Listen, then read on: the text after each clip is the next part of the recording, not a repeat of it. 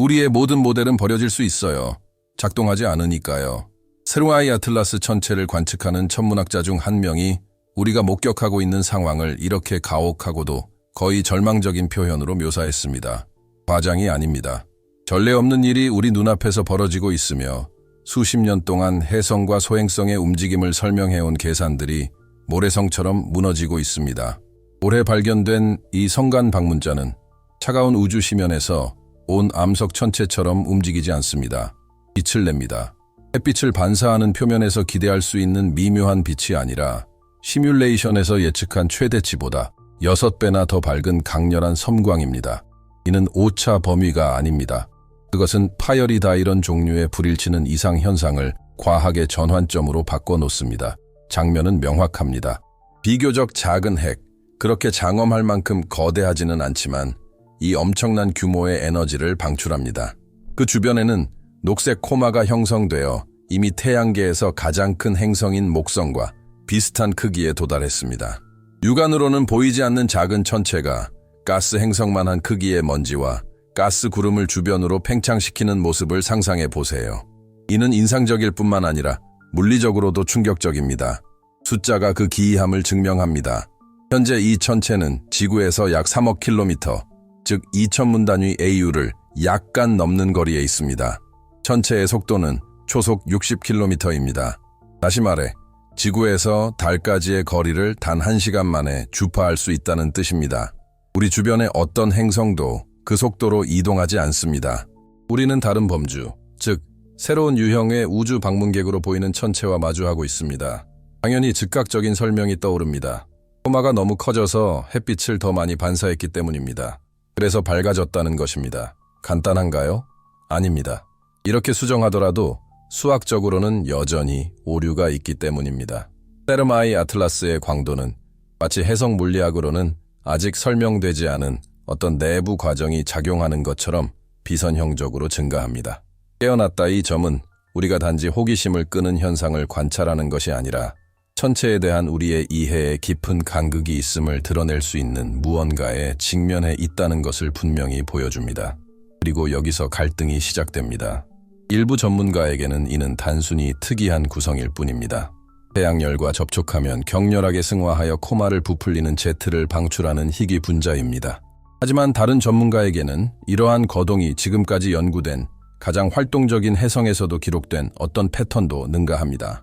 이제 질문은 더 이상 무엇이 가능한가가 아니라 무엇이 더 이상 불가능하지 않은가입니다. 이전 사례들과의 유사성은 불가피하다. 2017년 어우무 아무아마치 수수께끼 같은 파편처럼 우리 태양계를 가로질러 혼숫고리가 없고 길쭉하고 마른 덩어리로 분류조차 불가능했습니다. 2019년에는 2IA 보리소프가 더 친숙해 보였습니다. 물과 시안화물이 풍부하여 교과서에 더 잘 어울리는 고전적인 해성이었기 때문입니다. 하지만 이제 2025년 세레나이 아틀라스는 역설적인 합성으로 등장합니다. 해성이면서 동시에 해성이 아닌, 예측 가능하면서도 예측 불가능하고 친숙하면서도 완전히 이질적인 존재입니다. 새로운 광도 기록이 있을 때마다 이 객체의 밝기 곡선이 변경됩니다. 이륙하다 예측된 선이 점점 더 많아지고 있습니다. 그래프는 맞지 않고 깨져버립니다. 이러한 상황은 수십 년간의 모델과 통계의 취약성을 여실히 드러냅니다. 이는 기술적인 세부 사항이 아니라 행성계 형성에 대한 우리의 지식을 구축하는 토대입니다. 만약 사나이 아틀라스가 우리의 이론에서 벗어난다면 우리의 이론은 다시 쓰여야 합니다. 이러한 불안감은 과학계에서도 여실히 드러납니다. 포럼과 브리핑은 논쟁으로 가득합니다. 어떤 이들은 전례 없는 화학 반응을, 어떤 이들은 갑작스러운 폭발로 물질을 방출하는 내부 파편화를, 또 어떤 이들은 아직 과학적으로 규명되지 않은 물리적 과정을 주장합니다. 공통점은 하나뿐입니다. 아무도 완전한 답을 가지고 있지 않다는 것입니다. 그리고 이러한 답의 부재는 하늘의 녹색빛보다 더 불안합니다. 하지만 학문적 논쟁 너머에는 긴박함이 있습니다.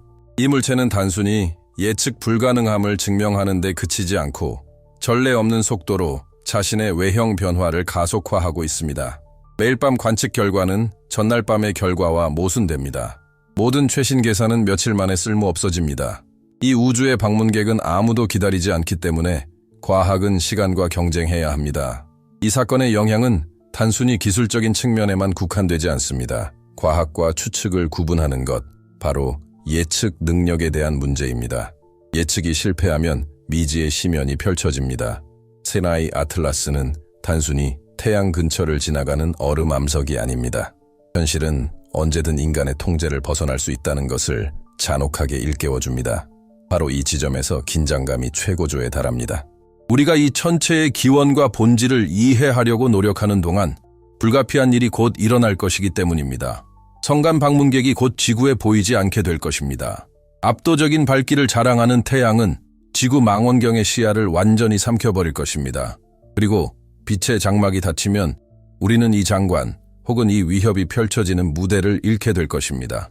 세라이 아틀라스는 가장 중요한 순간에 우리 시야에서 사라질 것입니다. 하지만 그렇다고 해서 우리가 관측을 중단한다는 뜻은 아닙니다. 지구 밖의 새로운 세력들이 이 임무를 맡아야 한다는 뜻입니다. 그리고 그들이 밝혀낼 수 있는 것은 천문학뿐만 아니라 현실에 대한 이해 자체를 변화시킵니다. 이 영상을 보시는 동안 전 세계 망원경들이 세라이 에이틀랏 관측의 매 순간을 차지하기 위해 경쟁하고 있습니다. 이는 단순한 비유가 아닙니다.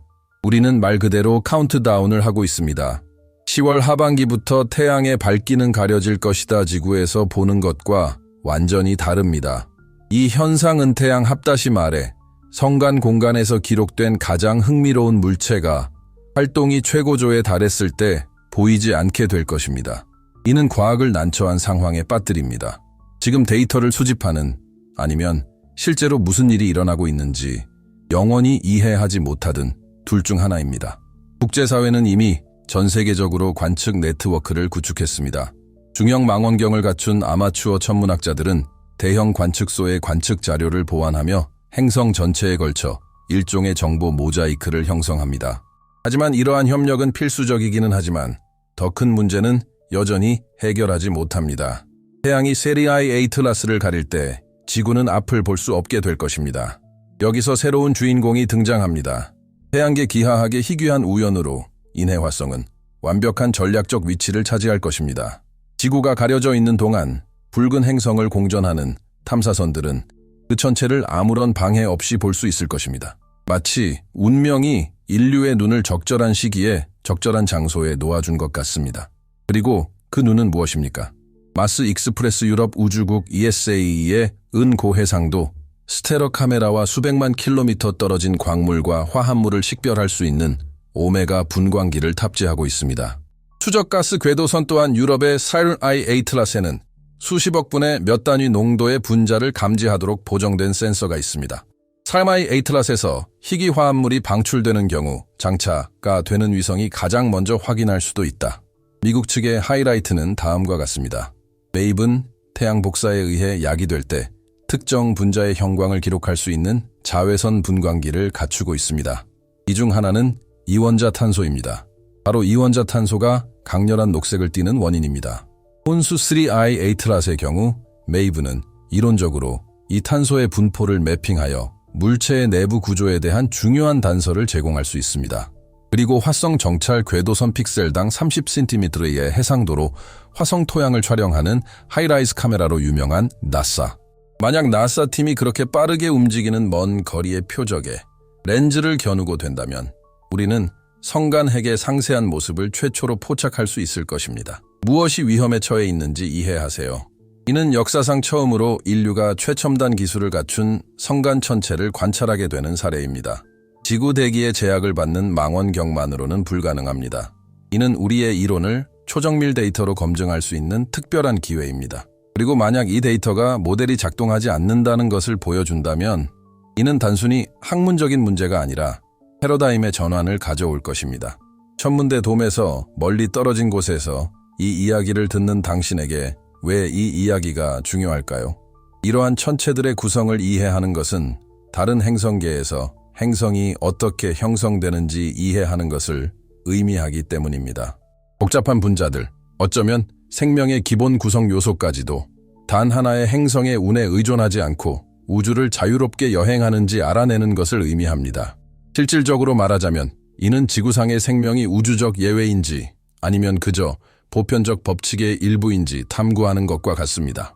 더욱이 이 과정을 따라가다 보면 우리 상태에 대한 불편한 진실을 깨닫게 됩니다. 우리는 데이터에 의존하고 하늘의 맑음에 의존합니다. 그리고 하늘이 어두워지면 중요한 질문들을 놓칠 위험이 있습니다. 이는 다른 과학 분야에서도 직면하는 딜레마와 같습니다. 기대에 맞지 않는다는 이유로 신호를 무시하는 데 얼마나 많은 시간을 허비해왔을까요? 기억하세요. 벌써 1960년대에는 반복적인 신호가 전파 간섭으로 치부되었으나 결국 그것이 초고속으로 회전하는 중성자별이라는 사실이 밝혀지면서 전체 물리학은 영원히 바뀌었습니다. 사라이 에이틀라스에서도 비슷한 현상이 일어나고 있을지도 모릅니다. 밝기 곡선은 단순히 이례적인 것이 아니라 당혹스러운 정도입니다. 기록에 따르면 밝기가 안정적인 패턴을 따르는 것이 아니라 점점 더 빠르게 증가하는 것으로 나타났습니다. 마치 천체 자체가 단순히 태양열에 반응하는 것이 아니라 능동적인 과정을 거치는 것처럼 보입니다. 이 때문에 전문가들은 의견이 엇갈립니다. 어떤 이들은 이를 단순히 특이한 화학작용, 어쩌면 우리가 이전에 접하지 못했던 얼어붙은 화합물일 뿐이라고 생각합니다. 반면 좀 더 신중한 전문가들은 과학 문헌에서 전례 없는 움직임을 목격하고 있다고 인정합니다. 여기까지 읽으셨다면 당신도 같은 불편함을 겪고 있다는 신호입니다. 그래서 제가 이렇게 요청드립니다. 지금 바로 채널을 구독하고 좋아요를 눌러주세요. 자동적인 행동이 아니라 이 공동의 탐구의 일환으로요. 모든 소통은 이 콘텐츠가 더 많은 사람들에게 전달되고 우리 시대의 가장 큰 수수께끼 중 하나에 대한 토론을 계속 이어가는 데 도움이 됩니다. 사실 사라이 아틀라스가 태양에 접근함에 따라 매일 밤 관측하는 것은 금만큼이나 가치가 있습니다. 수집된 각 스펙트럼은 우주에 대한 우리의 이해를 재정의할 수 있는 세부 정보를 드러낼 수 있습니다. 하지만 이 모든 것에는 그림자가 드리워져 있습니다. 첫 번째 스펙트럼에서 이미 예상치 못한 신호, 즉 존재해서는 안 될 희귀 분자들이 드러났습니다. 그리고 만약 이러한 신호들이 확인된다면 우리는 불편한 결론에 직면하게 될 것입니다. 성간화학은 우리가 상상했던 것보다 훨씬 더 풍부하고 불안정하며 어쩌면 생명의 구성 요소 그 자체를 별에서 별로 퍼뜨릴 만큼 풍부할지도 모른다는 것입니다. 하지만 이러한 가능성을 받아들이기 전에 우리는 과학을 훨씬 뛰어넘는 훨씬 더 충격적인 질문에 직면해야 합니다. 사라이 에이틀라스에서 무슨 일이 일어나고 있는지 무시하는 것은 단순히 천문학적 장관을 놓치는 것이 아닙니다. 우리 이해의 한계에 맞설 수 있는 드문 기회를 외면하는 것입니다. 과학이 망설였다 불편한 신호를 조사하다 보면 수십 년 뒤에 대가를 치르게 됩니다. 펄서의 경우도 마찬가지였고 우주의 가속 팽창의 경우도 마찬가지였습니다. 그리고 지금 마치 우리의 관심을 끌려는 듯 빛나는 천체에 직면했을 때 어쩌면 그럴지도 모릅니다. 이 수수께끼를 심각하게 받아들이지 않을 경우의 결과는 천체 물리학을 훨씬 넘어섭니다. 만약 사라이 아틀라스에 전례 없는 분자들이 정말로 존재한다면 생명체 또는 적어도 생명체를 가능하게 하는 구성 요소들이 우리가 지금까지 본 것보다 훨씬 더 많은 곳에서 발생할 수 있음을 의미합니다. 우사바모스 가정에 봅시다. 이것은 우리가 우리의 독특함을 보는 방식을 바꿉니다. 우리가 고립된 우연의 결과라는 생각을 바꿉니다. 다시 말해 우리가 존재 그 자체에 부여하는 가치도 바꿉니다. 여기서 딜레마가 발생합니다. 전통 과학은 설명하는 데 중점을 둡니다. 처럼 이런 현상이 일어납니다. 하지만 우리 눈앞에 보이는 것은 또 다른 성찰을 필요로 합니다. 왜 이런 일이 일어날까요? 수십억 년 동안의 성간 침묵 속에서 왜 우리는 햇빛에 능동적으로 반응하는 것처럼 보이는 천체를 목격하게 된 걸까요?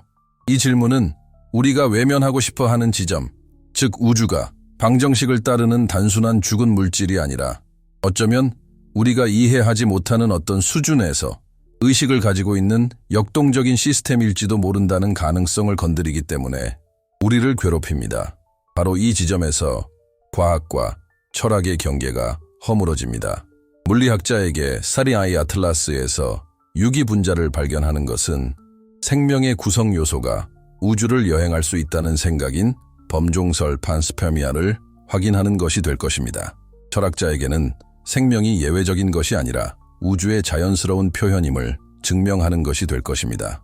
그리고 일상에 익숙한 평범한 인간에게 이는 모든 호흡이 우리보다 오래전에 시작된 우주의 과정과 연결되어 있음을 일깨워 줍니다. 하지만 우리가 더 큰 무언가를 놓치고 있다면 어떨까요? 첫 번째 스펙트럼은 이원자 탄소뿐만 아니라 알려진 어떤 패턴에도 맞지 않는 신호를 나타냅니다. 예비 데이터는 국지 해성에서 이전에 기록된 적이 없는 특이하고 불안정한 분자를 시사합니다. 지금까지 이러한 세부 정보는 기술 자료와 비공식적인 논의에서만 언급됩니다. 일반 대중은 접근할 수 없습니다. 그리고 정보가 제한된 범위 내에서만 유포될 때 그 영향을 축소하려는 유혹은 커집니다. 결국 우리가 이해하지 못한다고 인정하는 것은 정상적인 척하는 것보다 더 위험할 수 있습니다. 바로 이 부분에서 여러분의 관심이 중요해집니다. 이 논쟁은 과학자들만을 위한 것이 아니라 우리 모두의 것이기 때문입니다. 우리는 생명이 희귀한 존재인지, 우주의 법칙인지, 우주가 그저 텅 빈 무대인지, 아니면 그 자체로 움직이는 행위자인지를 이해하는 것에 대해 이야기하고 있습니다. 이 논쟁을 무시하는 것은 어떤 이상 현상도 무관한 세부 사항으로 치부하는 단순화된 이야기를 받아들이는 것입니다. 하지만 과학의 역사가 보여주듯이 세부 사항은 언제나 가장 위대한 혁명의 계기가 되어 왔습니다. 자, 잠깐 상상해 보세요. 수백만 마일 떨어진 곳에서도 보이는 그 녹색 빛이 단순한 화학적 효과가 아니라 일종의 경고라면 어떨까요? 우주가 우리가 아직 인식하지 못한 표현, 메커니즘을 가지고 있다는 신호입니다. 이를 외면하는 것은 인류가 자신의 시야를 넓히기보다는 부정하는 쪽을 택했던 과거 수많은 시대의 오만함을 반복하는 것입니다. 당신은 무엇을 선택하시겠습니까? 우리는 무관심한 현실을 수동적으로 관찰하는 존재라고 계속 믿으시겠습니까? 아니면 우주에서 우리의 위치를 재평가하게 만드는 계시에 직면하고 있을지도 모른다는 사실을 받아들이시겠습니까? 이 글이 당신의 마음속에 어떤 영감을 불어넣었다면 채널을 구독하고 이 영상에 좋아요를 누르고 댓글을 남겨주세요. 단순한 지지의 표시가 아니라 진정으로 중요한 논의를 이어가기 위한 공동의 노력의 일환입니다. 과학은 거리를 측정하고 궤도를 계산하고 방도를 예측할 수 있습니다. 하지만 우리가 진정으로 이해했는지 여부를 결정하는 것은 바로 우리의 호기심, 불편함에 맞서는 용기입니다. 사나이 아틀라스는 지나갈 것이다. 사라질 것이다. 오직 데이터, 그래프, 그리고 기억만 남을 것이다. 하지만 그것이 우리 안에 불러일으키는 질문은 사라지지 않을 것이다. 우리는 얼음으로 뒤덮인 바위를 보고 있는 걸까? 아니면 살아있다고 주장하는 우주를 보고 있는 걸까?